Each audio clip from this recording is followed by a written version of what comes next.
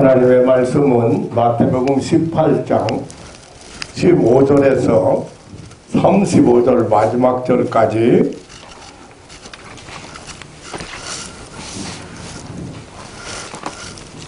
대독해 드리겠습니다. 마지막 절까지 대독해 드리는데 길으니까 21절까지만 대독해 드리겠습니다. 내 형제가 죄를 범하거든 가서 너와 그 사람만 상지하여 권고하라. 만일 들으면 네가 내 형제를 얻을 것이요 만일 듣지 않거든 한두 사람을 데리고 가서 두세 증인의 입으로 말마다 정참케 하라. 만일 그들의 말도 듣지 않거든 교회의 말하고 교회의 말도 듣지 않거든 이방인과 세리와 같이 여기라. 진실로 너희에게 이르노니 무엇이든지 너희가 땅에서 매면 하늘에서도 매일 것이요 무엇이든지 땅에서 풀면 하늘에서도 풀리리라. 진실로 다시 너희에게 이르노니 너희 중에 두 사람이 땅에서 합심하여 무엇이든지 구하면 하늘에 계신 내 아버지께서 저희를 위하여 이루게 하시리라. 두세 사람이 내 이름으로 모인 곳에는 나도 그들 중에 있느니라. 그때 베드로가 나와 가로되 주여 형제가 내게 죄를 범하면 몇 번이나 용서하여 주리이까? 일곱 번까지 하오리까? 예수께서 가라사대 내게 이르노니 7번뿐 아니라 70번씩 7번이라도 할지니라. 아멘. 22절 말씀까지만 대독해 드렸습니다.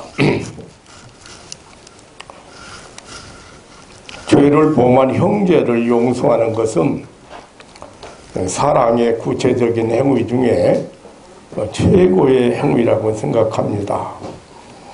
죄를 용서하는 것은 그 사람을 위한 최고의 축복이라고 생각합니다. 그러면서도 우리가 살아가면서 가장 힘들고 어려운 것이 용서인 것 같습니다. 명인들이 말한 명언들을 보면은 용서가 그 덕목 중에 가장 위대한 덕목이 아닌가 생각이 됩니다. 톨스토이는 그대에게 죄를 지은 사람이 있거든 용서하라. 그리하면 무한한 행복을 맛볼 것이다. 우리에게는 남을 정죄하거나 벌할 권리가 없다라고 했습니다. 사이러스는 용서는 승리 중에 가장 신성한 것이다. 글래드스턴은 용감한 사람만이 용서할 줄 안다. 겁쟁이는 서로 용서하지 않는다. 용서란 어리석은 사람의 본성에는 없는 것이다 라고 했습니다. 유명한 말들이 많이 있습니다만은 오늘은 우리 예수님의 그 용서에 대한 교훈을 받으면서 은혜를 받으려고 합니다. 2000년의 장구한 세월이 흘렀는데도 이 세상에 오셔서 십자가의 수치와 고통의 죽음을 당한 예수님을 왜 그토록 사람들이 좋아하며 따르는 것일까? 그 이유가 분명합니다. 참으로 예수님은 구주로 영접한 자들에게는 예수 그리스도야말로 인생의 전부입니다. 그래서 사도 바울은 로마서 14장 6절로 8절에서 살아도 주를 위해서 살고 죽어도 주를 위해 죽나니 그러므로 사나 죽으나 우리가 주의 것이라고 했습니다. 또 갈라디아서 2장 20절에 말하기를 내가 사는 것은 내가 산 것이 아니요 오직 내 안에 그리스도께서 사신 것이다 라고 까지 했습니다. 이것은 예수님에게는 우리 성도들의 그 삶의 절대적인 해답이 있기 때문입니다. 오늘 아침에 우리 예수님의 용서에 대한 교훈을 들으면서 예수 그리스도 안에 있는 용서의 위대한 힘, 실로 그 위대한 힘, 승리의 힘을 생각하면서 은혜 맞는 시간 삼으려고 합니다. 21절에 이렇게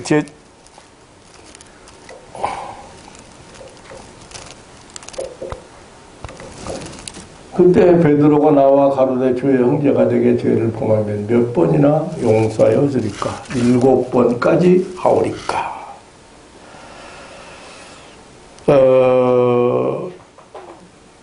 제자 중에 베드로가 예수님 앞에 질문을 했습니다. 그 당시 랍비 교사들, 선생들, 그 율법 교사들은 3번까지 용서하고 그 이상은 하지 말라고 가르쳤습니다. 그러니까 베드로가 7번까지 하오리까 하고 예수님에게 질문한 것은 상당히 너그러운 마음을 가지고 질문을 하면은 예수님의 칭찬을 받든지 아니면은 인정을 받을 것이라고 생각했는지 모르겠습니다만은 그 예수님의 대답은 상상 이상이었습니다.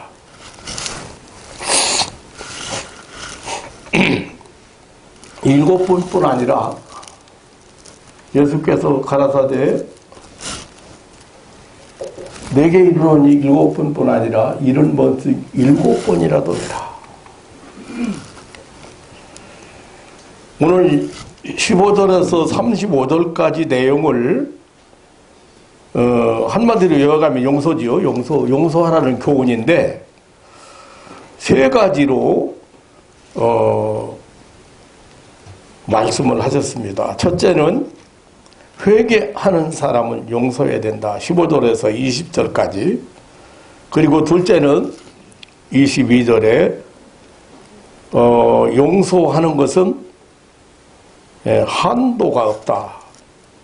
그러니까 얼마든지 해야 된다. 얼마든지 하라는 그런 교훈이죠.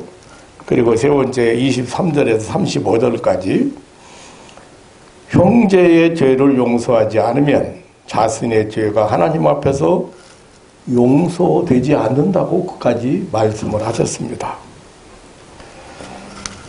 하나씩 구분해서 생각을 해보겠습니다. 15절 회개하는 사람을 용서해야 된다. 15절에서 20절까지 내 형제가 죄를 범하거든 가서 너와 그 사람만 상대해서 권고하라.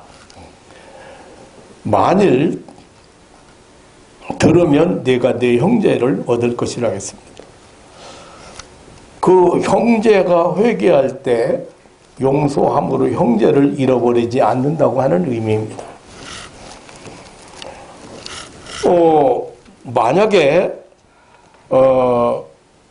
듣지 않으면 그 두세 사람을 데리고 가서 그 하는 말에 정청케 하라고 했습니다.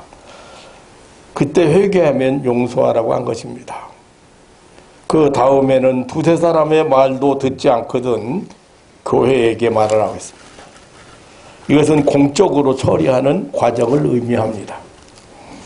그리고 교회의 공적인 권고도 듣지 않을 경우에는 이방인과 세리와 같이 여기라고 했습니다.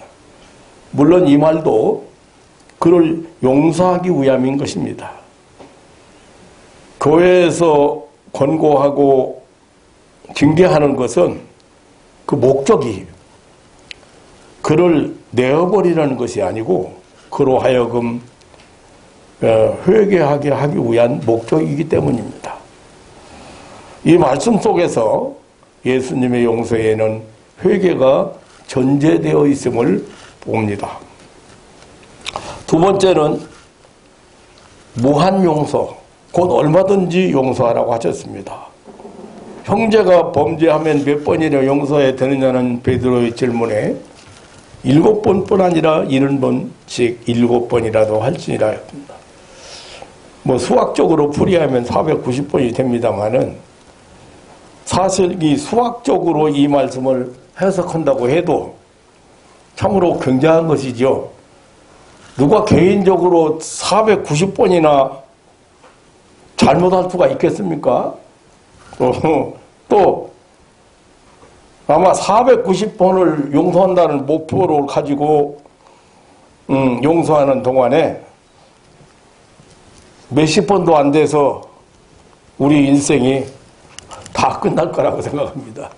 그러니까 예수님의 말씀은 용서에 대한 정도가 없다.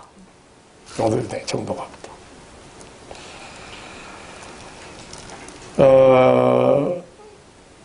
용서, 무한 용서하라. 그런 의미죠. 얼마든지 용서하라는 수학 이상의 내용이 숨어 있습니다. 용서의 무한대성, 용서의 무조건성, 즉각성, 그리고 완전성, 영원성을 말씀하신 것입니다. 용서는 용서하라는 예수님의 그 용서하라는 그 용서는 정도가 없다. 어느 정도가 없다. 성공 여러 곳에서도 적극적으로 그 용서, 축복을 비는 용서, 또 잘되기를 바라는 용서, 중심으로 용서할 것을 많이 말씀했습니다. 그렇게 형제의 죄를 용서하라고 말씀하신 그 이유가 분명하고 확실합니다. 예수님은 죄를 용서하기 위해서 세상에 오셨습니다. 예수님께서 세상에 오신 목적이 인간의 죄를 용서하시기 위함이었습니다. 마가복음 2장 17절에 내가 의인을 부르러 온 것이 아니요 죄인을 부르러 왔다고 했습니다. 예수님은 하늘 높은 보좌를 버리시고 낮고 천한 육신을 입으시고 이 땅에 오셨습니다. 그 이유가 인간의 죄를 용서하시기 위해서 왔다. 마태복음 1장 21절에 보면 이름을 예수라 하라 이는 저가 자기 백성을 저희 죄에서 구원할 자이심이라 하겠습니다. 예수님의 예수라는 이름의 뜻이 용서의 은총이요 표징입니다. 마가복음 10장 45절에 자기 목숨을 많은 사람의 대속물로 주려 함이라고 했습니다. 무슨 말입니까? 자기 목숨을 많은 사람의 죄값을 치르기 위해서 예수님 오셨다. 그렇다면 용서하지 않는다면 복음을 거절하는 것이 되는 것입니다. 인간의 죄를 용서하기 위하여 자신을 내어주셨습니다. 예수님의 이 죄 용서는 예수님의 본업이요 천국의 복음입니다. 하나님의 절대하신 사랑입니다. 뿐만 아니라 예수님은 지금도 우리의 사죄를 위하여 기도하고 계신다고 했습니다. 로마서 8장 34절에 누가 정죄하리요 죽으실 뿐 아니라 다시 살아나신 이는 그리스도 예수시니 그는 하나님의 우편에 계신 자요 우리를 위하여 간구하시는 자신이라 했습니다.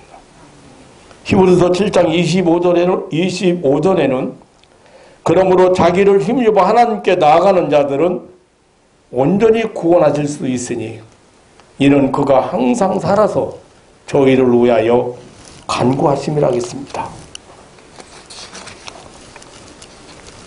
예수님은 지금도 우리 사죄를 위해서, 우리 죄를 용서하기 위해서 지금도 예수님은 기도하고 계신다고 성경은 표현했습니다. 그러므로 용서하지 않는 사람은 예수님의 사죄 기도를 도전하는 자가 되어버리는 것입니다. 그리고 예수님께서 우리에게 기도를 가르치는 중에 마태복음 6장 12절에 보면 우리가 우리에게 죄 지은 자를 사해 준 것 같이 우리 죄를 사하여 주옵시고라고 가르쳤어요. 물론 이 말은 우리가 먼저 형제의 허물을 용서한다는 전제 아래 우리가 살아가면서 생긴 허물을 용서해달라는 기도입니다. 그리고 이 말은 우리가 형제의 허물을 용서해 줄 수 있는 능력이 있다는 그런 말이 아닙니다. 이 말은 우리가 형제의 허물을 용서해 주는 일은 예수님으로부터 받은 명령을 분부를 수행한다는 차원에서 한 말입니다. 이 하나님께 기도한 것, 이게 하나님 앞에 우리가 주님이 가르친 기도를 아주 모델이죠. 그 기도를 우리가 자주 합니다. 이 기도 실천을 위해서라도 형제의 허물을 용서해야 된다는 것입니다. 죄에 대한 용서는 예수님만이 행하시는 초자연적인 능력의 은총입니다. 우리의 죄를 용서하시는 위대한 사죄의 표적이 예수 그리스도의 십자가입니다. 그 십자가를 믿는 믿음과 회개도 예수님께서 은혜와 선물로 우리에게 주신 것입니다. 예수님께서는 죄인에게 용서받을 믿음과 회개를 주셨습니다. 그러므로 자기 죄를 회개하는 자는 벌써 용서를 받은 자이기 때문에 형제의 허물을 용서해 주어야 하는 것입니다. 마지막으로 세 번째 23절로 35절에 용서하지 아니하면 내 죄가 하나님 앞에서 용서되지 않는다고 했습니다. 예수님은 이 사실을 비유를 들어서 말씀하셨습니다. 1만 달란트나 되는 빚을 탕감받은 사람이 있었습니다. 이렇게 큰 빚을 탕감받고 나간 그 사람이 자기에게 100데나리온 빚진 동관 한 사람을 만났어. 그 빚을 갚으라고 옥에 가뒀습니다. 다 갚을 것이니까 조금만 기다려달라고 간청하는데도 거절했습니다. 왜냐하면 1만 달란트 그러면 6천만 데나리온이에요. 1만 달란트가 6천만 데나리온. 근데 100데나리온 빚진 사람을 안 갚는다고 감옥에 가뒀어. 갚으라고. 좀 기다려주면 갚을 거. 이거 인간의 모습이 아닌가 싶어요. 우리 인간의 모습은 그렇게 표현되지 않았나 싶어요. 이 장면을 본 동관 하나가 주인에게 이 사실을 직고했습니다. 이 기맥힌 사실을 들은 주인은 저를 불러다가 악한 종아, 내가 빌기에 내가 내 빚을 다 탕감하여 주었거늘 내가 너를 불쌍히 여겨같이 너도 내 동관을 불쌍히 여김이 마땅치 아니하냐 하고 주인이 노하여 그 빚을 다 갚도록 저를 옥졸들에게 붙이니라고 했습니다. 그러니 너희가 각각 중심으로 형제를 용서하지 아니하면 내 천부께서도 너희에게 이와 같이 하시리라고 했습니다. 어떤 임금, 즉 하나님께서 이런 자들을 마지막 날에 결산, 곧 심판하실 것이라고 했습니다. 23절에 했습니다. 자신은 주인에게 평생 갚아도 못다 갚을 빚과 같은 죄를 용서받고서도 자기에게 잘못한 형제의 작은 허물을 용서하지 않는 자의 받을 벌을 말씀하고 있습니다. 그것은 참으로 잔인하고 그 몰렴치한 행동이지요. 그것은 사실상 큰 죄가 되는 것입니다. 형제의 허물을 용서하지 아니하면 내 자신의 죄가 하나님 앞에서 용서받지 못하고 심판받을 죄로 남아있다고 하는 예수님의 교훈입니다.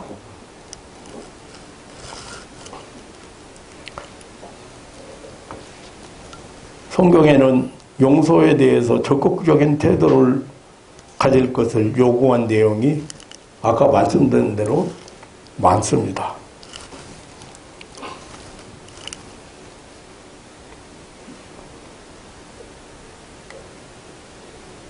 에베소서 4장에 보면 서로 인자하게 하며 불쌍히 여기며 서로 용서하기를 하나님이 그리스도 안에서 너희를 용서하신 것 같이 하라. 골로새서 3장 13절로 14절에 보면 누가 네게 혐의가 있거든 서로 용납하여 피차 용서하되 주께서 너희를 용서하신 것 같이 너희도 그리하고 이 모든 구도에 사랑을 더하라. 이는 온전히 매는 띠니라 했습니다.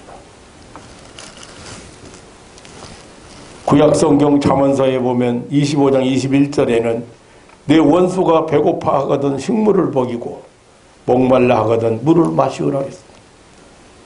잠언서 19장 11절에 노하기를 더디하는 것이 사람의 슬기요 허물을 용서하는 것이 자기의 영광이니라고 했습니다.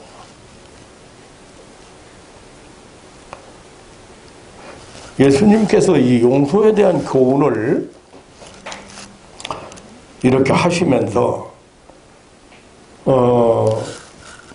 여기 그 빛을 다 갚도록 저를 옥졸들에게 붙이니라. 아니 이게 이 지금 그 악한 그 1만 달란트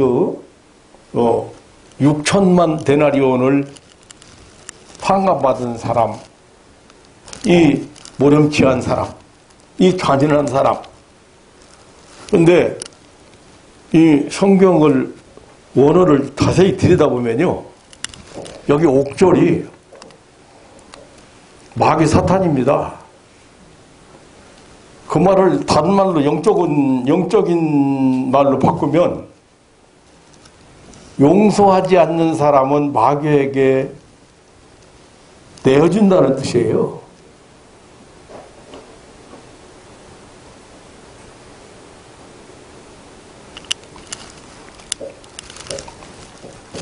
저는 저번에 와서 은혜 받고 간 사람이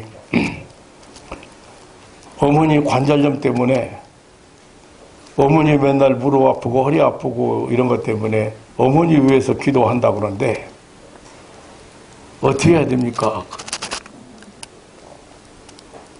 먼저 용서할 수 있는 마음을 가져야 된다.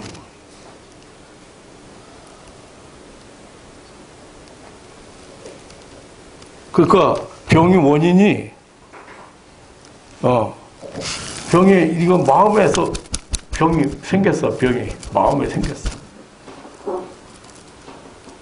왜 마음에 병이 생겨요? 자기에게 학대하는 사람, 자기를 무시하는 사람, 자기를 괴롭히는 사람, 자기를 해치는 사람, 이런 사람 때문에 마음에 병이 생겼어. 원망하고 불평하고 미워하고 섭섭해하고. 그러니까 마귀는 그런 용서하지 않는 마음을 마귀는 이용하고 그걸 붙들고 일을 하고 있어. 옥졸들에게 붙였다 그런데 마귀한테 용납했다 그 말이야. 마귀한테 허락했다 그 말이야.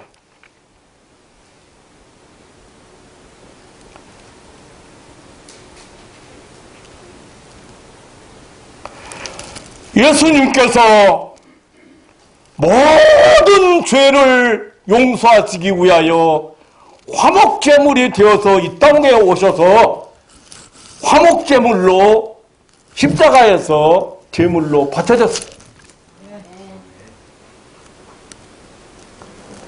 이 엄청난 사건 앞에서 용서하지 않고 있다고 말해요. 다른 사람의 허물을 용서하지 않고 있다고.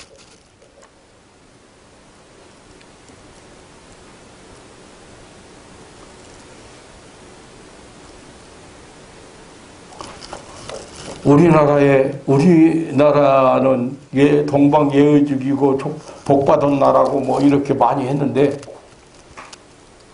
정말 무섭게도 이혼율이 두 가정 중에 한 가정이 넘었다 이거요. 뭐 별의별 얘기가 다 나와 이제 뭐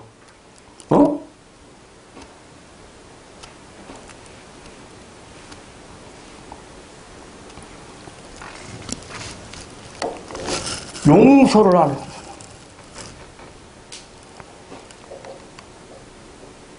용서를 못하게 하는 거예요.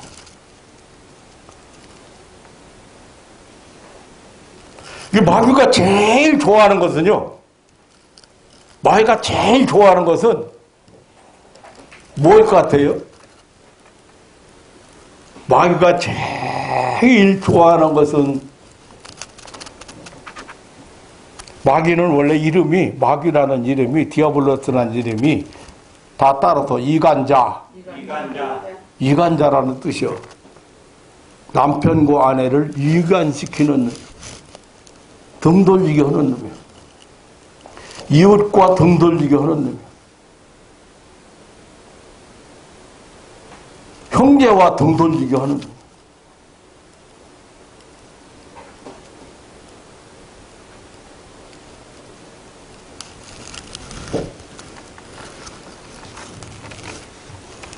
그래서 마귀는 내가 만난 사람 중에는 심지어 시어머니하고 며느리하고 머리끄댕 잡고 싸웠는데 머리끄댕 잡고 둘이. 그런데 마귀가 뭐라고 표현을 하냐면 둘 쌈 붙여놓고 재밌어서 박수치고 있다? 며느리하고 시어머니를 쌈 붙여놓고 재밌어서 자기는 박수치고 구경한대. 박수치고. 참 기맥힌 일이에요.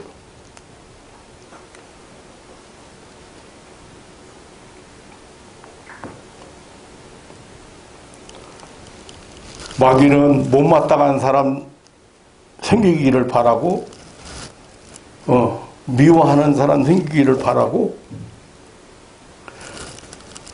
싫어하는 사람 생기기를 싫어하게 만들어 쉬게 하라.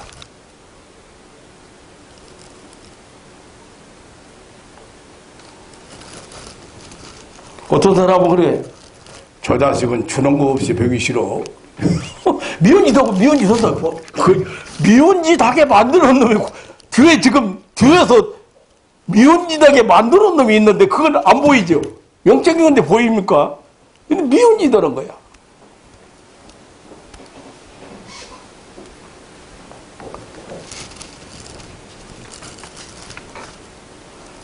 싫어하는 사람 만나게.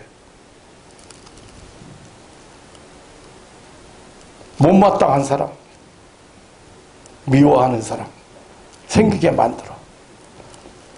그 교회에서 못마땅한 사람 생겨서 다른 교회로 옮겨가. 다른 교회로.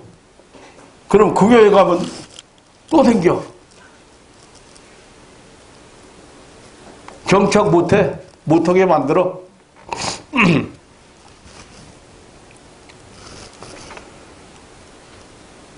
그래서 영적인 안목으로 옥졸에게 붙였다. 그런데 마귀에게 허락했다. 마귀한테 뭐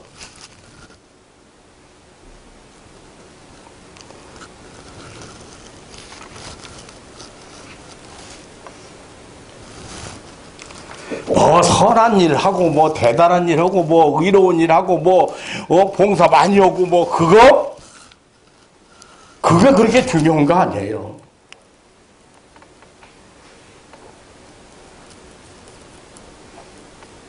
여러분들에게 가장 소중한 보물이 바로 사람이에요. 옆에 있는 아내고 옆에 있는 남편, 옆에 있는 형제고 옆에 있는 부모고,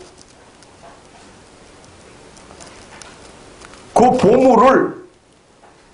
보물인 줄 알면 마귀가 그냥 가만 놔두겠느냐 그 말이에요. 어떻게든지 뺏어가려고 그러죠.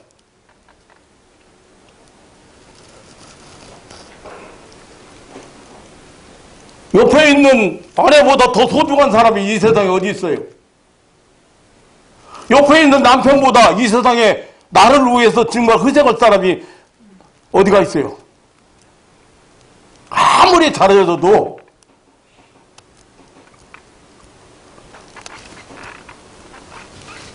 그 보물을 그냥 사랑하고 귀하게 여기도록 놔두지 않는다. 부모보다 나를 이 세상에 존재케 한 부모보다 더 위대한 분이 어디 있어요? 부모보다 더 귀한 분이 어디 있어요? 그런데 그 부모를 성경은 공경하라고 했어요. 간처럼 여기라 했어. 아주 무겁게 여기라 했어. 무겁게 여기려고 그만두고 오늘 이 세상에 그러니까 얼마나 마귀가 판치고 있다는 걸 보여주는 거예요.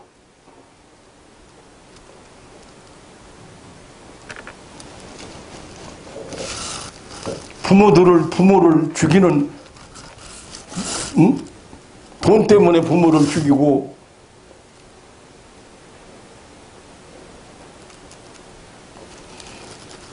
부모가 자기가 원하는 거 안 해준다고 부모를 죽인 놈이 일어나는 세상이잖아요.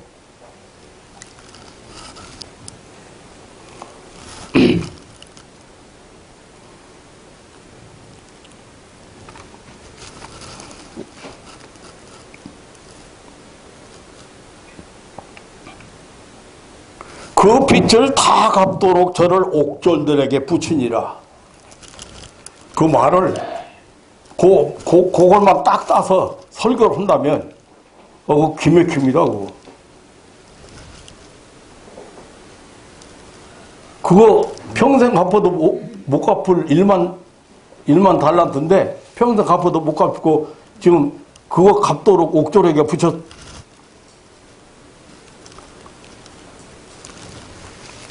거기서 인생 끝난 거예요.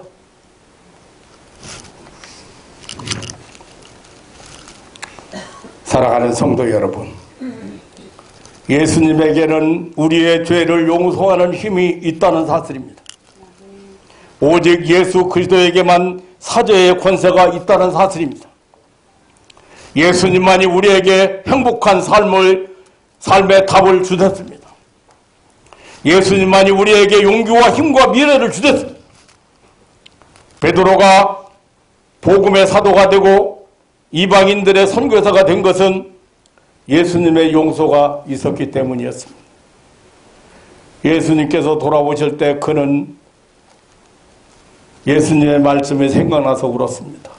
회개했습니다. 예수님은 부활 후에 다시 그를 찾아와 내 어린 양을 먹이라, 내 양을 치라고 다시 사명을 일깨워 주었습니다. 사도 바울이 세계 역사와 지도를 바꿔놓은 역사를 이룰 수 있었던 것은 역시 예수님의 용서가 있었기 때문입니다. 우리 성도들이 평생토록 예수님만을 위하여 사는데 자신의 생존의 목적과 의미를 걸고 있는 이유는 우리가 평생도록 그분에게 용서의 빛을 지고 살아가고 있기 때문입니다. 우리 기독교의 표적은 용서에 있습니다. 우리 성도들의 자랑은 이 용서에 있습니다. 그 용서 위에는 예수 그리스도의 사랑이 있습니다. 예수 그리스도에게 용서를 받은 사람만이 복음을 위하여, 하나님을 위하여 큰 일을 하게 됩니다. 형제의 허물을 용서할 수 있는 사람, 그는 정말 사랑의 사람입니다. 그는 정말 예수 그리스도의 큰 용서의 축복을 받은 사람. 그는 용서하라는 예수님의 말씀을 실천하는 사람.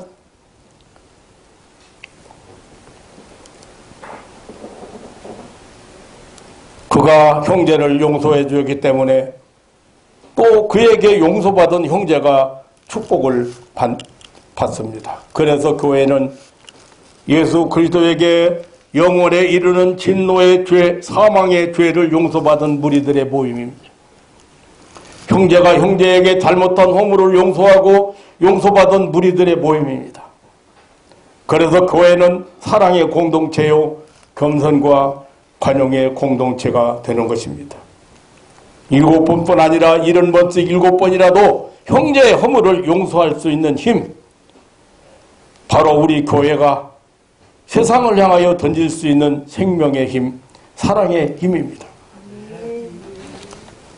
예수님은 마태복음 6장 14절로 15절에 그 형제의 죄를 용서하라는 말씀을 하시면서 너희가 사람의 과실을 용서하면 너희 천부께서도 너희 과실을 용서하려니와 너희가 사람의 과실을 용서하지 아니하면 너희 아버지께서도 너희 과실을 용서하지 아니하시리라. 이것은 예수님의 지엄한 경고입니다. 아주 강력한 권고입니다. 하나님의 백성들에 대해서 향해서 주신 경고입니다. 예수님의 무한대한 용서의 은총을 받은 자들이 예수 그리스도를 위하여 복음을 위하여 감격적인 삶을 바친 자들의 그 발자취가 바로 지금 이 땅에 존재하는 교회운동. 교회가 이 아름다운 예수 사랑을 발휘하는 동안 교회는 이 세상 중에 가장 위대한 영향력을 가지고 있는 능력의 공동체가 될 것입니다. 저는 이 말씀을 준비하기를 병들어서 온 사람에게 치료제, 약으로 이 말씀을 준비했다가 이번에 우리 같이 또 은혜 받는 시간을 갖습니다. 내가 받은 죄사함, 죄 용서함, 하나님과 화목을 이룬 엄청난 이 사실 앞에 늘 감격적으로 살아야 될 사람들이 그렇게 살지 못하는 이유가, 행복하지 못한 이유가 남을 용서하지 않기 때문에.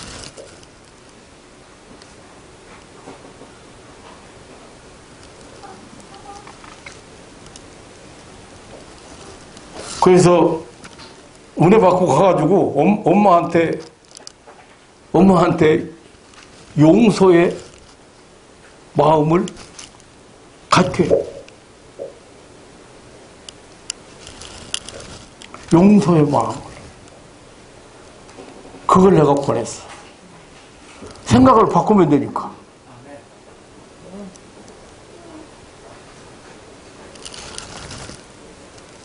우리는 우리가 가지고 있는 잣대나 기준에다가 맞춰놓고 사람을 용서하지 않으려고.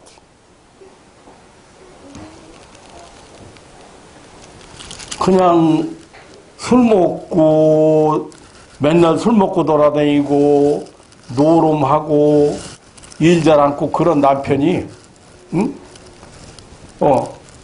말썽 부리고 다니는 남편이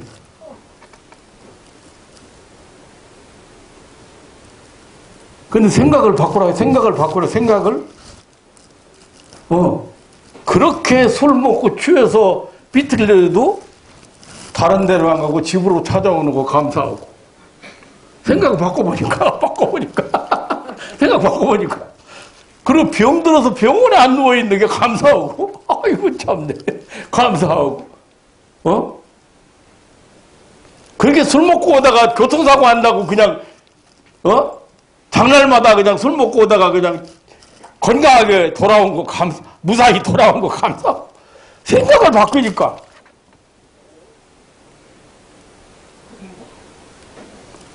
근데 생각 바꾸면 뭐가 바꿔져요? 행동이 바꿔져요. 삶이 바꿔져요. 태도가 바꿔져요.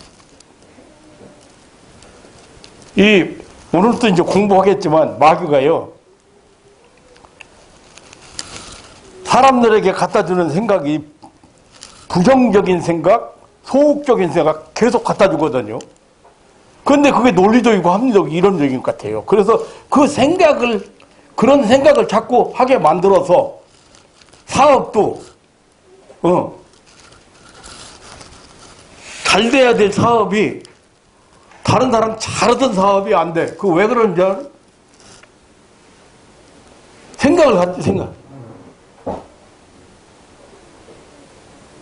무슨 생각을 갖다 줘? 이러다 다 거들라는 거 아니야?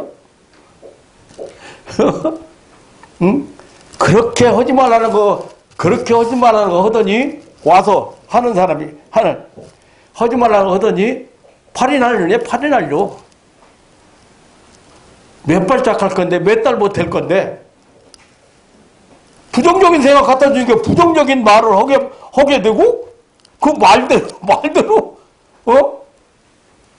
말대로 들은 거예요, 말대로. 마귀가 그렇게 만드는 거예요. 긍정적인 생각을 못 하게 만든다. 생각을 못 바꾸게 했다.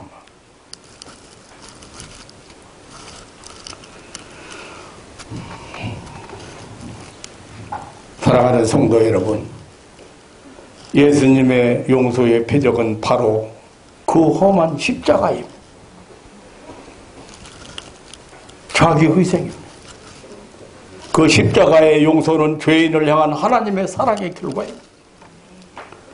바로 이 용서가 성도된 증거이며 그에 된 표적입니다.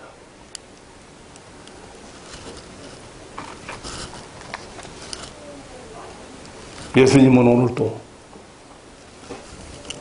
베드로에게 7번씩 70번이라도 용서하라. 우리는 1만 달란트 6천만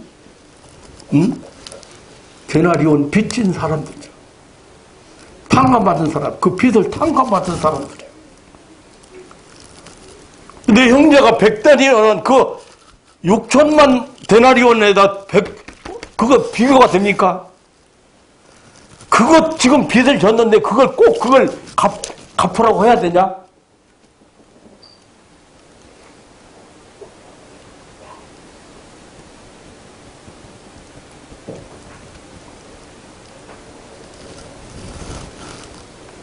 예수님이 왜 이렇게 위대합니까?